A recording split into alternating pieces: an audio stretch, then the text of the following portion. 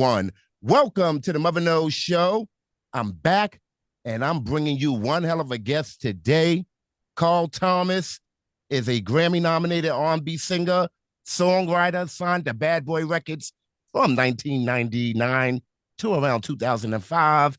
Managed to hang out at Bungalow Records for a few years. Then he went to Verve Forecast. It placed him on a map to stardom with having sold 4 million records, to being nominated for 2 Grammys, 3 Soul Train Music Awards, 1 BET Award nomination, 1 Billboard Music Award nomination, and 1 NAACP Image Award. This major star has certainly put in the work with having recorded some of his best tracks and some of my faves. We All Love Emotional, I Wish, Don't Kiss Me, Summer Rain, So Much Better, 2 Pieces, Thought You Should Know with Layla Hathaway, even Late Night Rendezvous, all the way to Make It All Right, and many more. Let's welcome Carl Thomas. What's up? How are you, sir? Blessed and highly favored, my friend. How are you? Man, I can definitely say the same. It's been quite a ride, but God is good, God is real good. All the time. What have you been up to? What you been up to? Well, as some of you may know, we are about to embark on one of the greatest R&B experiences, man, in a long time, and that would be the R&B Money Tour, starring my friend Tank, and along with him, Miss Carrie Hilson and myself. So that is everything that I've been putting my energy into, just getting back in front of a lot of fans that I haven't been in front of in a while, and just giving them what I know to do, and that's just wonderful soul music. As well as that, there is another situation that God blessed us with, and that is myself, Dave Hollister, and Selena Johnson forming a group called The Shy. And being the fact that we're all from Chicago, we're all natives of that place, and just a really wonderful culture that we want people to experience musically. Just kind of let people know a little bit more about Chicago on the intimate side. How we live, how we eat, how we talk. Just we want to express that to people musically. We will be making our debut on the Black Music Honors, so you guys make sure that you tune in for that. The Black Music Honors.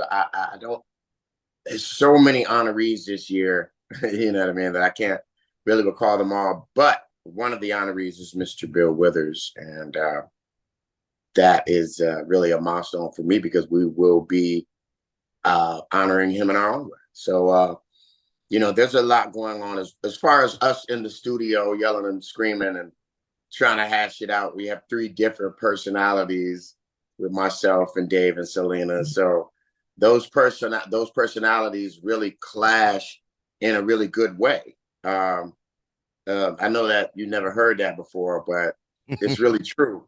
Our personalities clash in a positive way. We definitely agree with each other way more than we disagree. We respect each other's musical palette, and that's really big. So I'm looking forward to it. This is something that God did.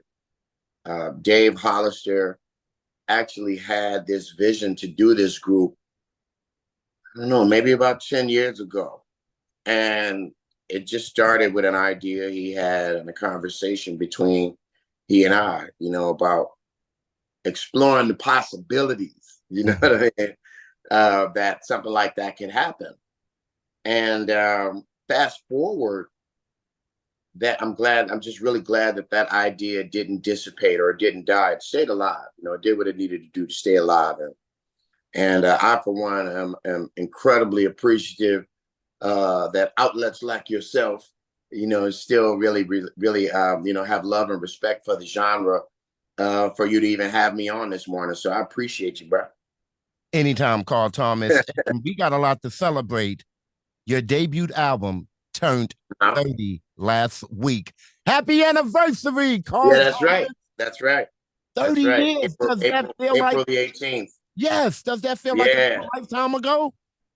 No, it wasn't that long ago. Wasn't that long ago. Take us back to the Emotional Project, classic album, Yeah. OMG. When you Yeah. were Yeah. in to record that album, what were your goals as a new artist? My goals as a new artist was to stand out. That was my main goal.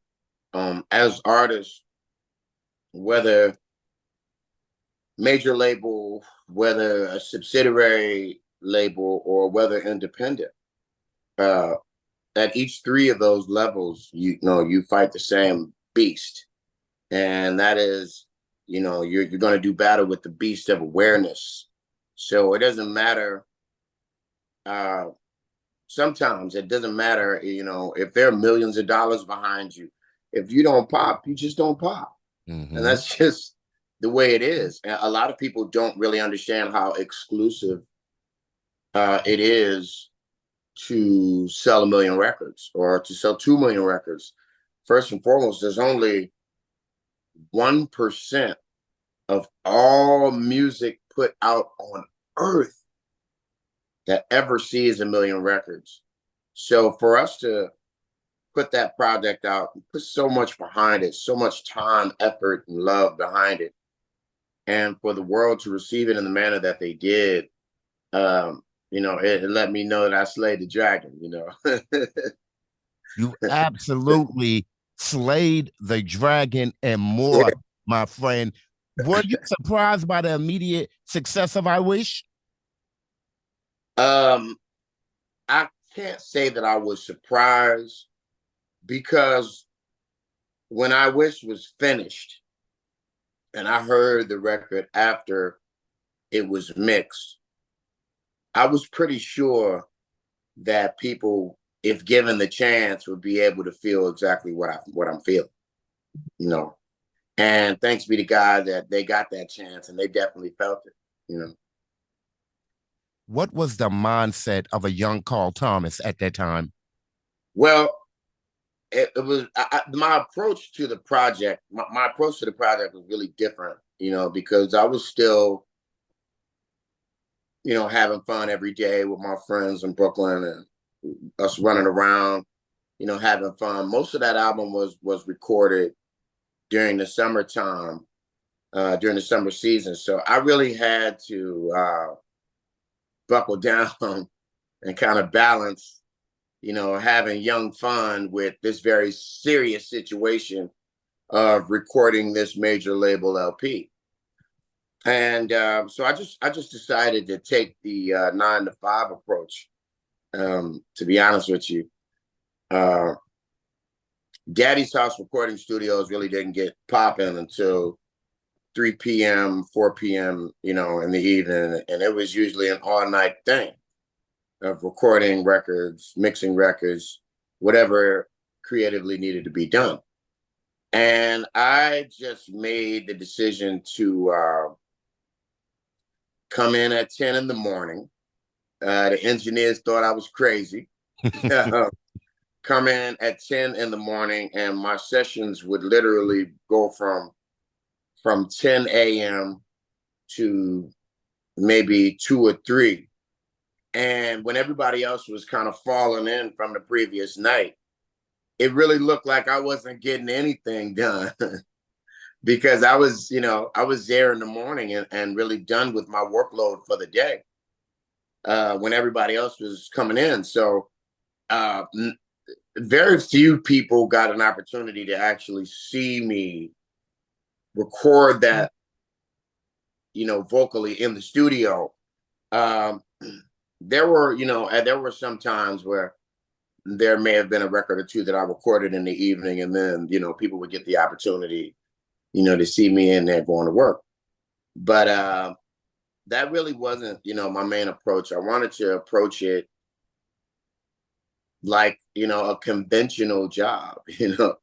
Uh, I had a fast food job that I was afraid to quit even after I signed the deal. I didn't, that was what was stable for me. And even though I just received a check for more money than, I was used to dealing with, I still didn't want to let my stability go. So, I had to be forced, to stop flipping chicken. Popeyes, KFC, Bojangles. Nah, I was Roy Rogers. You know what I mean? I Oh, don't know. you took it I don't back. know. I Don't know know if about you know Roy Rogers. Roy Rogers chicken, but Yo, you did not have to take it back to Roy Rogers. What is your favorite song on your debut album and why? My favorite song on that project, I'd have to say "You Ain't Right." Would be a close tie for first. "You Ain't Right" because the tempo of it is just so Chicago. You know what I mean? The tempo of it is, we based that record off of our love for house music. I'm a house head. I'm really disappointed in myself for not, divulging deeper into the house world because, I really grew up with some of the greats. The, the Hot Mix 5 out of Chicago was some of the greatest house DJs ever, ever, ever. You know what I mean? So, much love and respect to them and what they do. But that record was definitely my way of getting that vibe off on a label like Bad. What are your lasting memories looking back on creating that classic album? The lasting memories of recording that album was trying to rationalize flying back and forth from New York to LA to do certain parts of the same song. Yeah, I know that sounds expensively weird, and sometimes it was, but the album was created as necessary, so we did, what was necessary to do, whether it was an expensive reflection on my budget or not.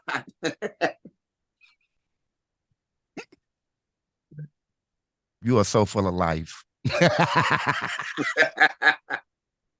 Yo, we got to talk about Bad Boy. Talk about the journey. How did you get signed to Bad Boy? How did you meet Diddy? And of course, why did you leave? Three-parter for you. Well, it was just me realistically just being at the right place at the right time. There was a time in New York City where a good friend and mentor of mine, Mr. Ron Grant, God rest his soul, just taught me so much about being a professional, um, about being on time, about being a businessman, about keeping my word to people. Um, just lessons on how to be a solid cat. You know what I mean? He had a situation on Sunday nights that people really, really enjoyed. It was on 79th and Amsterdam in Manhattan, and it was called Chaz and Wilson's. It was owned by a charming lady named Debbie Wilson. Hey, Debbie, if you see this. But the open mic was real in New York at that time, and there wasn't a lot of can't do artists that were even allowed on that stage. You had to be a can do artist. You had to be able to do this for real, because you weren't even going to get the opportunity to be booed because you would never make it to the microphone. So Ron allowed me to hold court, there on Sunday nights, and he allowed me to grow there. He allowed me to blossom and try different songs and do my thing. And he allowed me to test the audience with material and things of that nature. Just a lot of things that I needed boot camp wise as an artist, I was allowed to do there. And Puff and Big came in one night.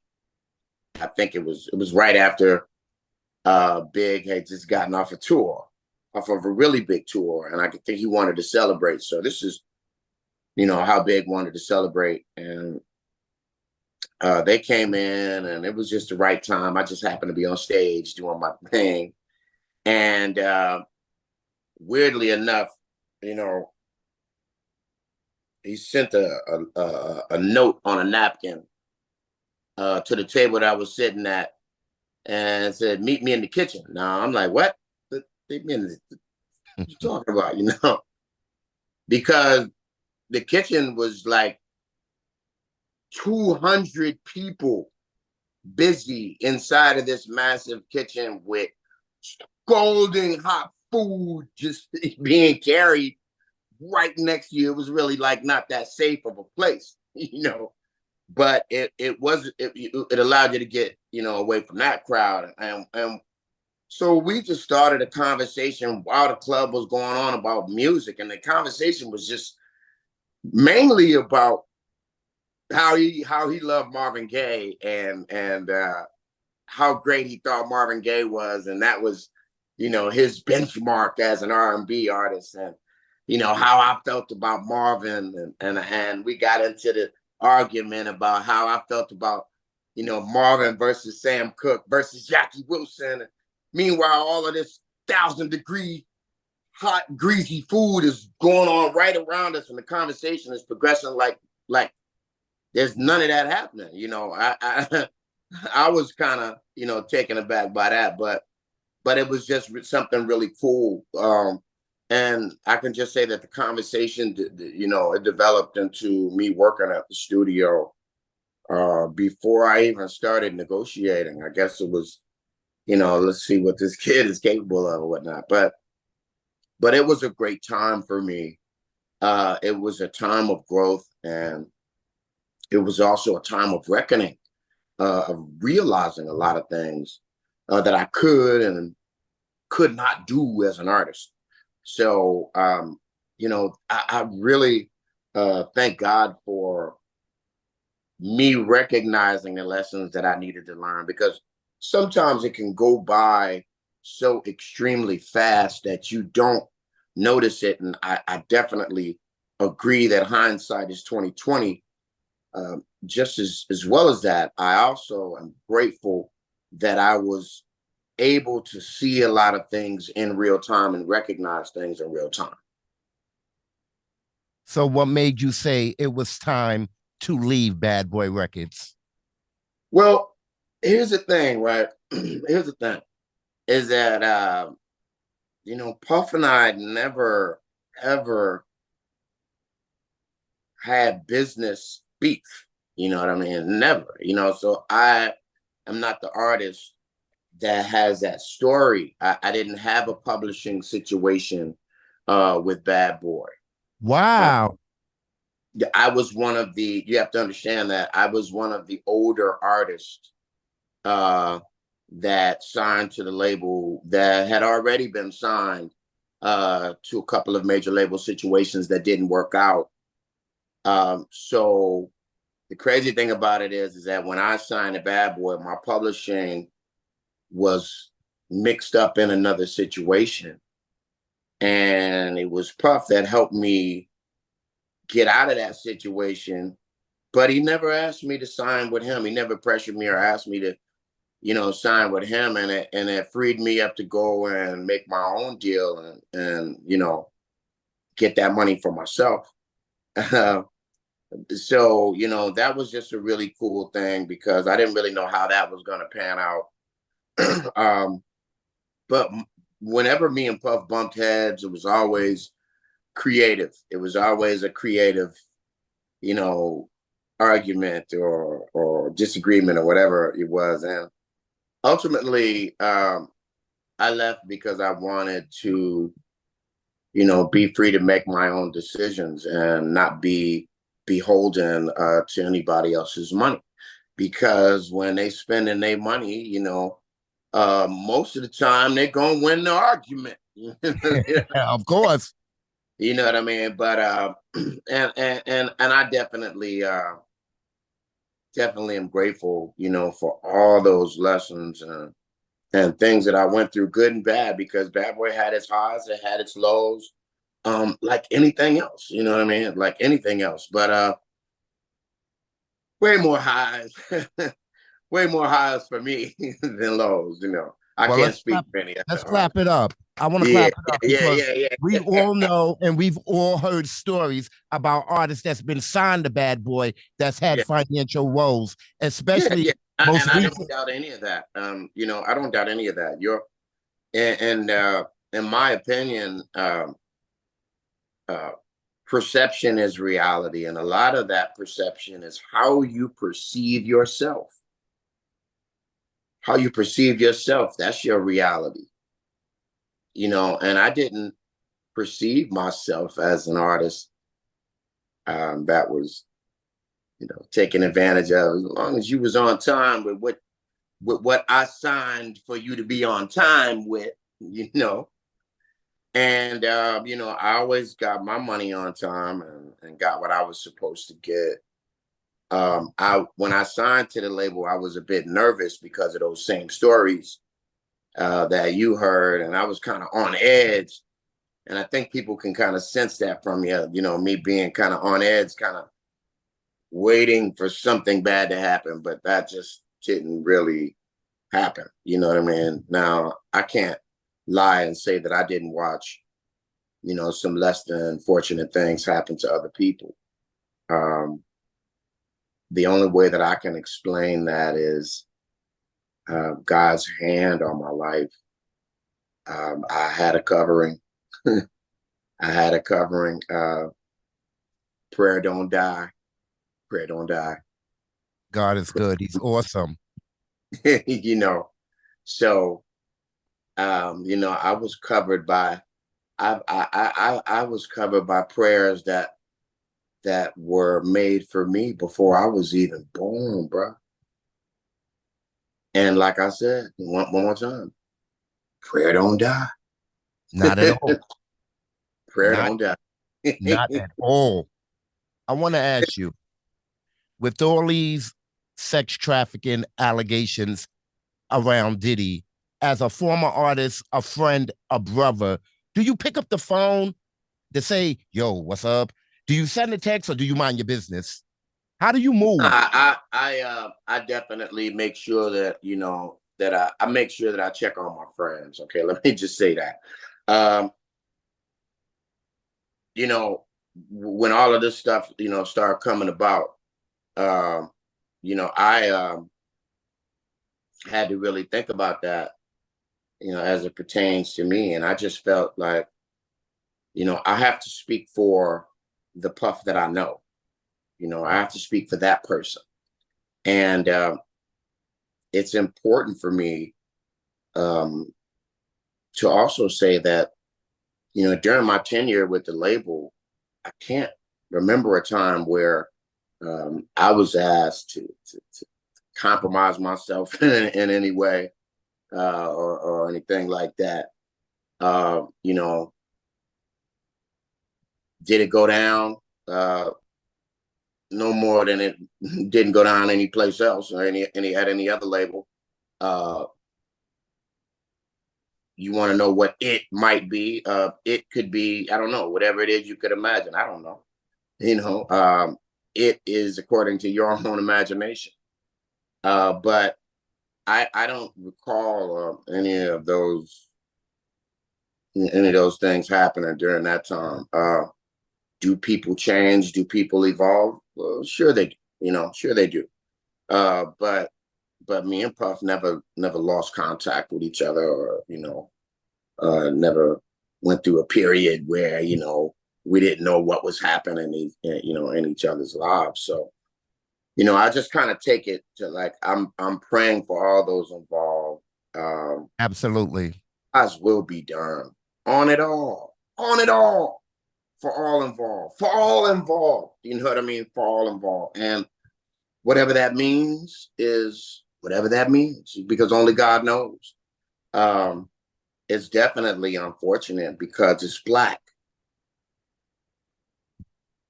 It's unfortunate to me because it's us.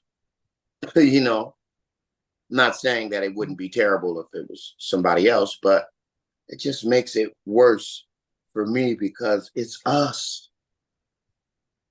And our story in this country and our story in this music business hasn't come without a fight, and we still fighting.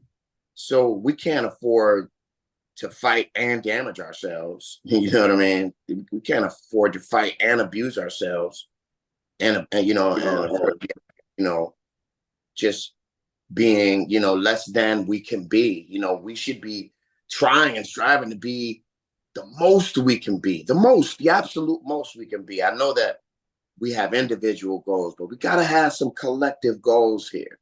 We got to have some us goals here, and my goal for this situation is for whatever the truth is, for the truth to be known.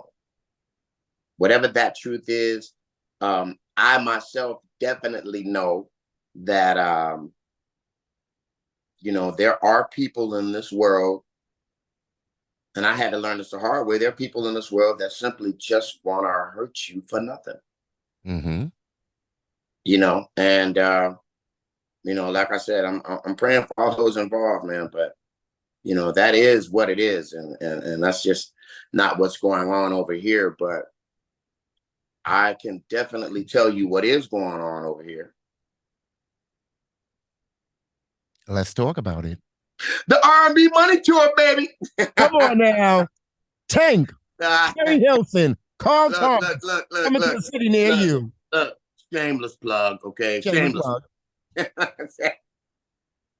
Before we get to the tour, we got to talk about some of my favorite songs, starting with Can't Believe with my sister, Faith Evans, from the P. Diddy and the Family, The Saga Continues album. OMG. That shit still goes hard, CT. Yeah. How did that collaboration come about? Yeah, we that was the phone tap sample, Yeah. the firm from the firm. So so you can't help but to a lot of that record, has transferred aggression from that sample. But it's a fun joint. We love performing it every time we get the opportunity to do it together. Hopefully you will see us do it a couple of times out here on the tour. I love Faye. She's a great person. She's always been a bright personality in my life. She's always been so incredibly encouraging. Faye is a strong woman and she can take a lot, So a lot of times, she gives off the appearance that nothing is going wrong or everything is going right, but she's a human being like everybody else, but just chooses to be that encouraging energy that's just always trying to make somebody else smile. That's my girl. My girl too. I love her. What up, Fizzy? Yeah. What do you think was the reason Let's Talk About It didn't do as well as the debut album? For me, that's my favorite album from the Let's Talk About It project. For a lot of different reasons, a lot of different reasons, but the main reason is, and let me get, the album did well. We almost hit 1 million, but we didn't make the mark. But that's okay because it was still a successful project by measure. But we had changed distributors from Eris to the Universal system, and we had just gotten there, and it wasn't anything that Universal did wrong. It's just that we were new there, and we were just getting the Flintstone car rolling, if you understand what I mean I by that. understand exactly what you mean. Got Yeah. the- Yeah. It takes a minute. It starts off slow and and picks up a bit. But that album was still a really good time for me. You know what I mean? Make It All Right. Um, my favorite that I would say that album definitely holds uh definitely one of my favorite songs ever. And I'm not just saying that because I wrote it, but Dreamer on the Let's Talk About It album is definitely a song and a testimony all in one. You know, it entails my story. This is the way, just as much as how I feel about the people who appreciate it. You know what I'm saying? So that record, just means so much to me on so many different levels, man. I love performing it. I'm gonna love. I kind of, remixed it for the tour, but I'm gonna have fun, doing it every night, and you know, it's just gonna be a great time, man. The entire album is amazing from start to finish. I still listen to the album. Rebound alone. Oh my Yeah, gosh. yeah. I'm Make It actually All doing Right. rebound. I'm actually doing rebound on the tour. So Incredible. yeah, Promise is another incredible song, Carl Thomas. yes, sir. Yes, sir. The baby maker. She is my first love. Wow, you really know that album. Of course, it's my favorite album from Wow, the catalog. I wow, love wow. Okay, everything okay. about that album. You hear Yeah, me? yeah, man. Wow, but it was still a really good time. I recorded most of that album in Miami at Circle House. Um, you know, and that was just a good time because um, at that time, I think the whole company, I think we occupied the entire studio. So I'm going to the studio every day, recording that album. While New Edition is recording their album for Bad Boy at the time, and just being able to go into the studio every day and kick it with those guys and talk to them and learn from them, and that was just another blessing that I didn't know that I needed.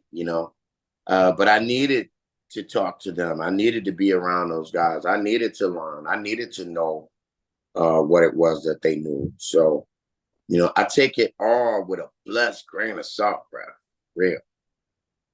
What's the biggest mistake you've made in your career thus far? Mm. There's been so many of them, man. There's been so many mistakes. I gotta, I Talk to me, gotta bro. zero in on the biggest mistake. Give me Wow. three. Um, I'd say the biggest mistake that I made uh, in my career was not inviting social media into my career when I should have. Mm. That was a really big mistake. By the time I had, gotten on to Facebook and Instagram and things like this, my counterparts were 3 years, 3 to 4 years into it, and that just made it difficult for me to catch up and really get the whole thing. And it took me a while. Because I just wasn't really interested past the MySpace era. You know what I mean? I had to become interested. Just so busy doing, because I'm gonna tell you, I OD'd on MySpace. Like literally, it was a 24-hour a day presence. And when that thing moved on, I didn't transfer to the next thing like everybody else did. I just kind of faded to black. Mm. No That was Twitter. a mistake. That was No, a mistake. no Twitter. No face. None of that. That was a mistake. That was a mistake.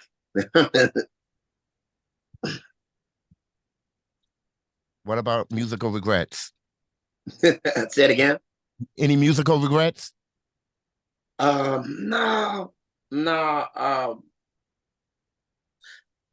Frequency regrets, I would call them, not musical regrets. Um, the first half of my career, I didn't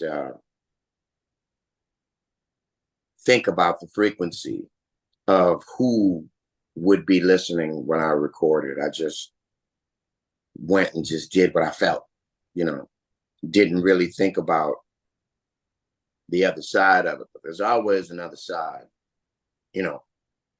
Music is released to sell, but there's a greater purpose for music being released. Of course, music is supposed to sell. Yeah. Mm-hmm. But you put out music for the purpose of ultimately getting the greatest number of people to come and hear you perform those ideas live.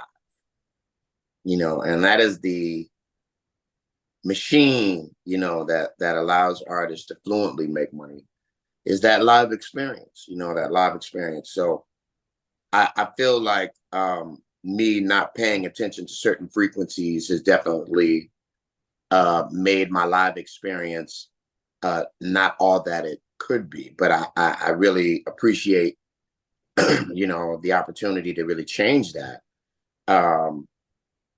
So frequency isn't just heard by one group of people. Frequency is who can and who cannot hear your music. So these days, you know, doing it on my own and, you know, not being beholden to anything or anybody, you know, I'm allowed to just pay close attention to that frequency thing. You know, while I'm creating, I'm thinking about the listener. Whereas before, when I was younger, can't necessarily say that I thought about anybody while I was writing. You know, but I got you all in mind now. So, What are your thoughts on the current state of R&B from radio to some of the newer artists? Who was called Thomas feeling? Who was called Thomas listening to? well, right now, as far as the new artists, there's a lot of them that I really enjoy. But right now, I really I listen to, believe it or not, I listen to a lot of Lucky Day. Yeah, and you know, like I said, there's so many artists that I'm appreciating. Um, I'm real busy watching what Jasmine Sullivan does Billy. because yeah, I'm real busy looking at what she does. She's an important component to rhythm and blues, and um, the you know, the direction that she goes in is going to tell a lot about a lot of other things, and you will see in the future what I mean by that. She's really important. Jasmine is really important um, because she's right in the middle of, you know, ability and frequency. You know what I mean? She is the middle road between both of those things. So you know, I'm really as much as a big fan, but I'm really, you know, someone that studies. You know what I mean? I'm really someone that studies a lot of different artists, and sometimes it isn't anything to do with, you know, present artists. You know, a lot of what I study is music that has already happened. You know, it's things, it's eras that have already happened. I think the current state of R&B is where it should be. I think people kind of get it confused uh, when they catch the music in a certain part of the cycle. It has four seasons like anything else. And I think sometimes people comment when they catch R&B in the winter. You know, they may catch R&B in the winter, but right after the winter, they forget it's springtime again. And then you're gonna hear those springtime artists, summertime artists. You know what I mean? And then you'll hear those melancholy sounding fall artists, you know, and then things will get cold again because it's wintertime. You know what I mean? Mm-hmm. But it goes through the same cycle as, you know, anything else. You know, I don't know if there's 4 seasons for rock music, because I think that some entity absolutely just killed rock music and stomped it out of existence, stomped it out of mainstream existence. But that's a whole nother thing. But I think that R&B, you know, is where it should be. You know, there's just a lot of there's a lot of new artists that people are kind of insulted that they actually have to go look for, because this is, you know, the digital age where an artist can put out music from their bedroom, Mm-hmm. and it'll be great. It'll be absolutely great material. But because, you know, there's not millions of dollars being spent on presenting that in people's faces, then, you know, people feel like it's not happening because it's, you know, it's not, you know, broadcasted in the same manner that major label releases are broadcasted. So, you know, people just have to really get used to going out there and searching through Spotify, searching through iTunes and these different platforms, and finding and finding your favorite artist that way. Because there's a lot of artists that deserve that look and deserve that chance, a shot. What advice do you give to this new generation of artists? Don't stop. Don't stop. Don't let anybody convince you that what you're doing is not right, because there is no right or wrong to this game. There's only what's right for you.